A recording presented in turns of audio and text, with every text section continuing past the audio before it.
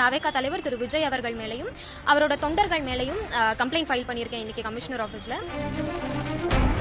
இளம் பெண்கள் அரசியலுக்கு வர்றது அப்படிங்கறது இப்பதான் அதிகமாயிட்டு இருக்கு. இப்படி இருக்கக்கூடிய ஒரு சூழல்ல அவங்கள பத்தி ஒரு ஆபாசமான கருத்துக்கள் பதிவு பண்ணும்போது அவங்களுக்கு எப்படிங்க அரசியல் களத்துக்கு வரணும் அப்படின்னு தோணும். பெரியார் அவர்கள் அன்றே சொன்னாரு, கரண்டியை பிடுங்கிட்டு பெண்கள் கையில இருந்து புத்தகங்களை கொடுங்க அப்படின்னு சொல்லிட்டு. இவங்க மறுபடியும் வந்துட்டு கரண்டியை கொடுக்கக்கூடிய ஒரு நிலையை தான் தாவேகா தொண்டர்கள் ஆகட்டும் தாவேகா தலைவரும் வலியுறுத்துறாரு அப்படிங்கிறது என்னோட கருத்து. நான் கடந்த 3 மாத காலத்துக்கு முன்பா தாவேகால இருந்து வெளியேறினேன்.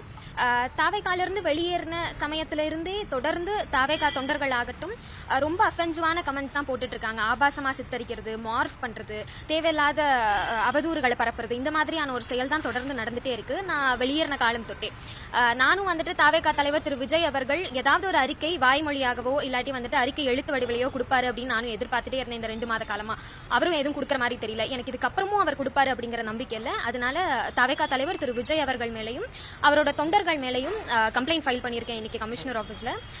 இளம் பெண்கள் அரசியலுக்கு வர்றது அப்படிங்கறது இப்பதான் அதிகமாயிட்டு இருக்கு.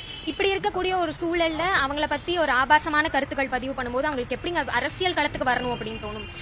பெரியார் அவர்கள் அன்றே சொன்னாரு, கரண்டியை பிடுங்கிட்டு பெண்கள் கையில இருந்து புத்தகங்களை கொடுங்க அப்படின்னு சொல்லிட்டு. இவங்க மறுபடியும் வந்துட்டு கரண்டியை கொடுக்கக்கூடிய ஒரு நிலையை தான் தாவேகா தொண்டர்கள் ஆகட்டும் தாவேகா தலைவரும் வலியுறுத்துறாரு அப்படிங்கிறது என்னோட கருத்து. அண்ட் நான் அவர் கட்சியில இருந்து வெளியேறின காலம் தொட்டே நிறைய பெண்கள் ஐடியாலஜிக்கலா நாங்க ஸ்டாண்ட் எடுக்கிறோம் அப்படிங்கிற பட்சத்துக்கு அவங்க ஆப்போசிட்ல இருந்து நாகரிகமான ஒரு அரசியல் விவாதத்தை தான் நாங்க எதிர்பார்க்கிறோம். ஆனா அது இங்க நடக்கிறது இல்லை அப்படிங்கறதா உண்மை. சோ அதை கண்டித்து அவர் விர்ச்சுவல் வாரியர்ஸ் மேல அவர் ஏன் ஒரு அறிக்கை கூட வெளியிட மாட்டேங்கிறார் அப்படிங்கறத எங்களோட கேள்வி.